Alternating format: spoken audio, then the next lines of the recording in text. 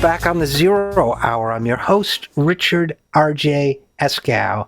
Years ago, a teacher told a little parable that had stayed with me all my life. And it goes like this. 3 frogs are sitting on a log, and one frog decides to jump into the water. How many frogs are sitting on the log? The answer, of course, is 3, because deciding to jump into the water or do anything doesn't mean you've actually done it. Now, replace the frogs and the water with the survival of the planet we all live on. And in a sense, that's the subject of my next guest's book, at least I think so, is one of the themes of the book. And it's a very important book, so I'm very happy to have her on. The book is on this little device I have in my hand. It is entitled, hang on just a second, I got a notification. This is a terrible thing about the design of these devices. I got a notification. The book is entitled Ending Fossil Fuels, Why Net Zero is Not Enough. And my guest, the author of this book, is Holly Jean Buck. Holly Jean Buck is an assistant professor of environment and sustainability at the University of Buffalo in Buffalo, New York, and she joins us now. So first of all, Professor Holly Jean Buck, thanks for coming on the program. Thanks so much for having me.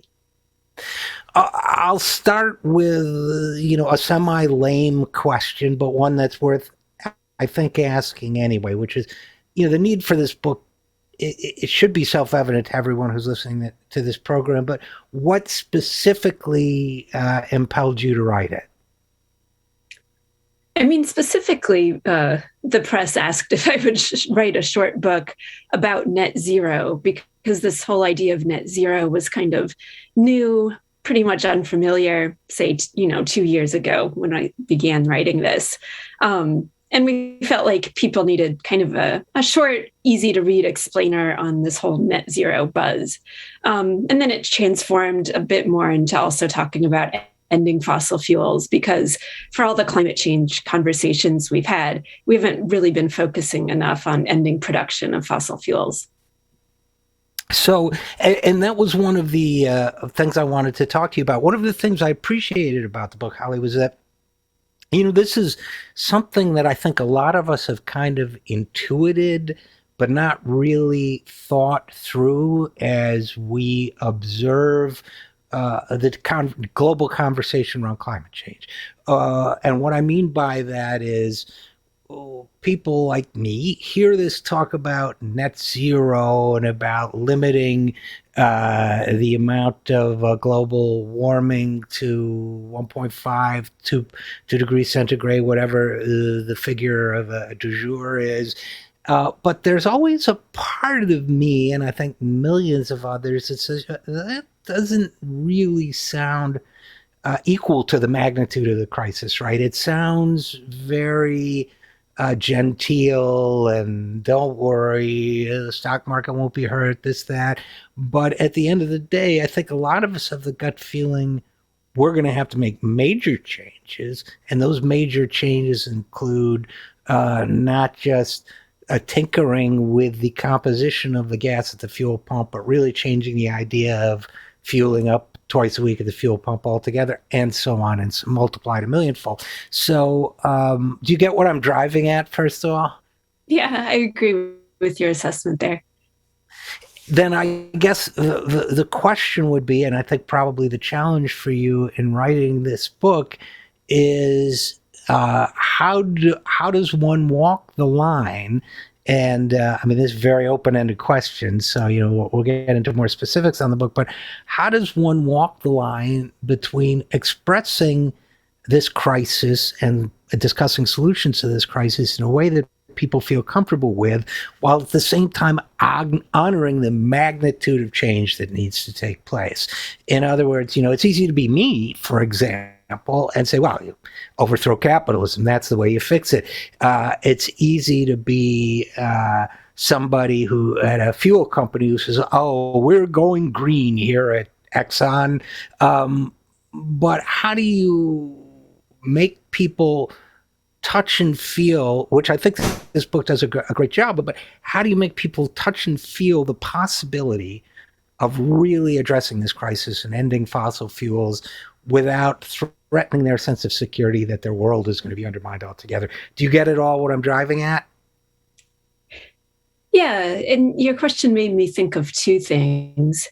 One is that, it's a scary transformation in a lot of ways because it's unfamiliar and there's no clear roadmap.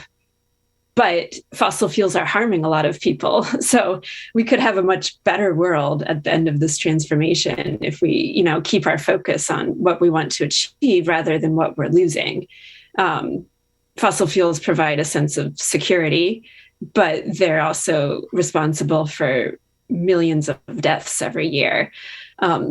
So I think, focusing on the end goal, the state where we could be in 2050, where we could be in 2100, is one way to move through this terrain.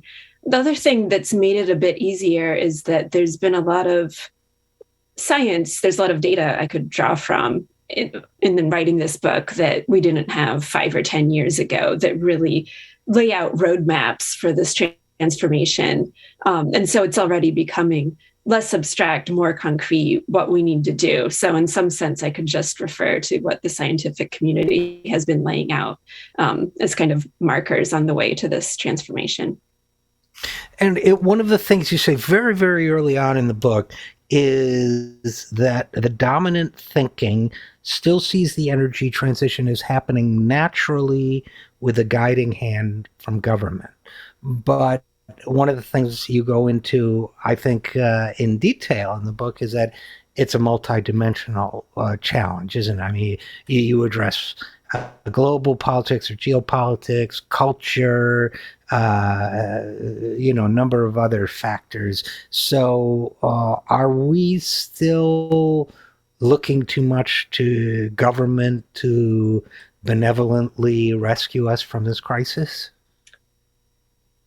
I mean, the government is key, but they haven't stepped up to the challenge. Right. I think that, there's two parts to this to make it simple. There's building all the new stuff that we're going to need, and then there's ending the old stuff. And so capitalism has been pretty excited in general about building the new stuff. Renewables have grown incredibly fast. They've totally outperformed what experts forecast for them in terms of wind and solar. And so there's enthusiasm there, but they still only provide about 5% of primary energy, with hydropower another 6.5%, nuclear another 4%, et cetera. So fossil fuels are still providing like over 80% of primary energy. So that to me says that, okay, we can be excited about building the new stuff. We have a lot of good institutions and researchers and companies focusing on the new infrastructure. But we also have to actively end the old infrastructure because demand is growing so much for soon to be, 8 billion plus people. It's not enough to just build the new. Then we'll end up with both renewables and fossil fuels, and that won't end global warming. Right. And you talk in the book about the concept of the production gap, that in fact, the gap between what countries and companies say and what they're planning to do, I think the figure was, it's stark per a 2020 report in terms of a 1.5 degrees centigrade pathway, that is to limiting it to 1.5, that fossil fuel companies are still investing trillions of dollars to limit warming to 1.5 degrees. Companies would need to decrease countries would need to decrease fossil fuel production by 6% per year over this decade, but they are planning to increase production by 2%. So that I think in reading that sentence and this other sentence, which I want to quote in a second, there's a general danger that mistaking the switch in discourse in the consensus of thought for a shift in material reality. I think it was those two things that made me think of, my teacher's frog comment. I worry, and this is a little bit parenthetical to the book, but I worry, as much as I'm an admirer of people like Greta Thunberg, I worry that sometimes people, and especially powerful people, use a tongue lashing from environmentalists almost as an inoculation against real change. Oh, no, we understand. We listened to the activists. We've heard you. Don't worry. We understand. But then nothing gets done. I don't know if you have any thoughts on that. It's a little parenthetical to your book, but it was certainly a reaction I had again reading this. Yeah, I mean, I worry about the same thing with the struggle to dismantle racism, where you have companies and other, institutions making statements, acknowledging like the sense of a reality shifting, but not really addressing structural factors in meaningful ways. And so that I think that's obviously the case with climate action as well. And again, I'm talking to Professor Holly Jean Buck about her book, Ending Fossil Fuels, Why Net Zero is Not Enough. Let's talk about that title for a second, if you would. You are telling us that, if I understand correctly, that the only way to address this crisis really is not to cap fossil fuels, is not a net zero approach, but we actually have to replace them altogether. First of all, am I interpreting you correctly? Yeah, we have to phase out fossil fuels, and I think we can do so over this century. The challenge is that it's hard to phase them out on the scale, on the timeline that we have. So that's where this whole idea of net zero by 2050 comes in. Net zero means that there's some amount of remaining emissions that's canceled out or balanced or negated by so-called negative emissions, which is carbon removals. So removing carbon from the atmosphere, either by biological methods like planting more trees, farming in ways that puts carbon back into the soil, or carbon removals through industrial methods like capturing carbon directly from the air and injecting it into rock formations underground. And the idea of net zero is that, we'll get emissions low, but there'll still be some left over, and we'll cancel out those with this negative emissions technologies, which is, in some ways a pretty dubious proposition, but it came up just because people didn't see replacements for fossil fuels on these extremely short timelines. I came away from your book, Holly, feeling as if net zero is kind of, some people use the term net zero, some powerful people, the way some alcoholics say I can handle my liquor. Don't worry. Next tonight I'll drink moderately. That it seemed to me the other benefit of a phased out approach, besides the obvious environmental needs you document, is that it has clarity to it. That as long as the discourse remains ambiguous, then neither leaders nor the public, global public, are going to understand what's at stake. That it's going to be statistics about we lowered this by 4%, and you don't notice we increased this by 7%. But if the goal is zero, not net zero ultimately, then I think people understand that, number one. I mean, you document why it's necessary environmentally, but I also think as a goal is like, okay, we got to phase these things out. How are we going to do it? Does that make sense to you? Yeah, and I think that, the reason, like I said, that we're talking about net zero rather than real zero is that people just can't imagine what real zero would look like because of the technologies we might need to have that, and still have, things like cement and steel production they're not there yet. Like green hydrogen, for example, making hydrogen with renewable energy. That's something that we're starting to do here in Western New York. They're building a new green hydrogen facility. It's pretty exciting. But to scale that up to this massive industry and infrastructure in the next few decades, people are dubious. I do think that, with political ambition, we could get to a real zero near the end of the century, but people aren't talking about that, really. They're not framing the problem in that way yet. And until we do, I think we're going to be just wandering around in this forest of technical jargon without making much progress.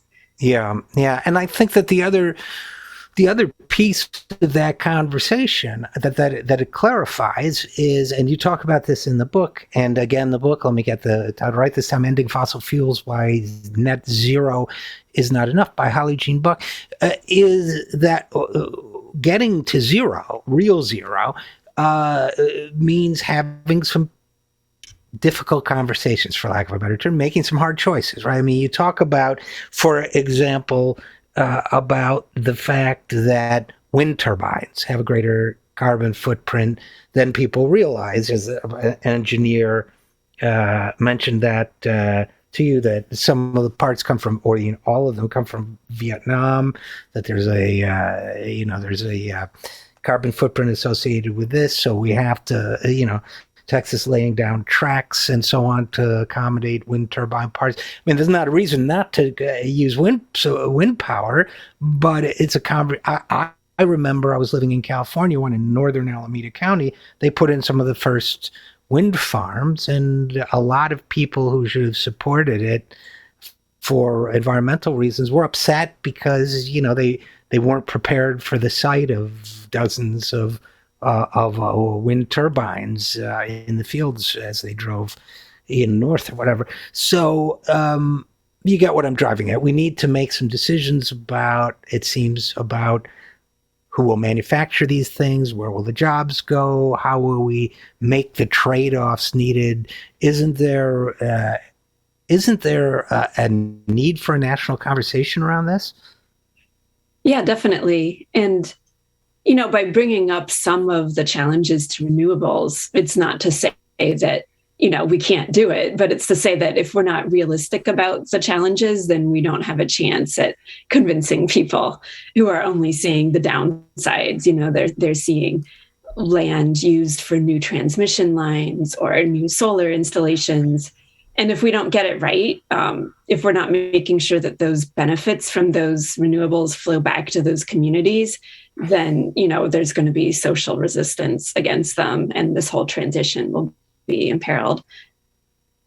You also make a really interesting point in the book about the fact that while we think of fossil fuel companies as being private enterprises, which makes some of us very comfortable about reining them in, that in fact many such companies are government owned, and that social services are fueled by these companies. So there again, a conversation, it seems to me, that we have to make about how to make this transition. Are you aware of any conversations with some of the countries that depend, I'm not thinking so much of Saudi Arabia as Venezuela perhaps, and some others, about how such a transition might be made without harming the most vulnerable in society? I think recently there's been more conversation, especially from producer nations in sub-Saharan Africa, that are in some ways pushing back against some of the net zero talk, saying that, it's not fair that we haven't had a chance to develop this resource, which could bring in foreign exchange, which could really help people in our country. Well, you all have done that, and now you're saying that, we can't produce anything. So there's more of a conversation there that's growing. And I think that the roadmap to phase out will be different for every country. Every country's in a different situation with regards to this. And so we'll need to support countries in a bunch of different ways in this transition. One of the interesting things you mention in the book in talking about political power is that, let me get your quote right, sorry about the glasses, we need political power to become the managers, not just inform the managers of our opinions or call for managers after the worst has happened. Activists might say, obviously this is what the whole movement is about, but how would that, any thoughts about how that would look in practice? Yeah, in terms of building political power, one of the things I focus on in the book is building coalitions with people in rural areas. Mm-hmm. In part, I'm drawn to that just because of where a lot of the energy transition will be happening, both in terms of extraction and production, but also in terms of new renewable installations, is going to be in rural areas. And so I don't think that in general we've done a good enough job of talking with and building relationships, building power, and making sure people see what's in this transition for them, because there could be huge opportunities for these communities in this transition. And we're just not putting that front and center in the way we could be. Well, I know my executive producer, Troy Miller, who's running the boards right now, is probably dying to say something because he lives in West Virginia and is a political organizer there. But I think this is exactly right. I don't think we have to be defeatist about this. I think we can say that just as West Virginians led the fight for workers' rights in the miners' unions in the 19th, early 20th centuries, that rural states and areas around the country can lead the conversion to ending fossil fuels if we offer the right inducements to them. Now, Holly Jean Buck, I know you're going to have to go shortly. So before I let you go, I'll ask a question. You can decide not to answer it if you want. It's an optional question, but I ask this a lot, especially of people working in the climate and environment space, which is, what's your optimism meter reading these days? Are you hopeful? Are you neutral? Are you fending off despair on a daily basis? What's your feeling about the future here? I mean, I'm in the middle somewhere. Partly because I work with so many inspired, committed people that are doing good stuff. Partly because as a social scientist, I recognize that social systems are nonlinear and unpredictable, and they can tip quite quickly into different states sometimes. So, those are some of my sources of hope, even though the data is pretty grim. Yeah, don't leave before the miracle happens, as another old saying goes. So, well, thank you so much. Again, my guest has been Holly Jean Buck. She is Assistant Professor of Environment and Sustainability at the University of Buffalo in Buffalo, New York. And her book, which I encourage you to take a look at, is buy before you take a look at it, is entitled Ending Fossil Fuels, Why Net Zero is Not Enough. So, Holly Jean Buck, thank you for writing it, and thank you for coming on the program. Thanks so much. And we'll be right back after this. I'm Richard RJ Eskow, and this is The Zero Hour.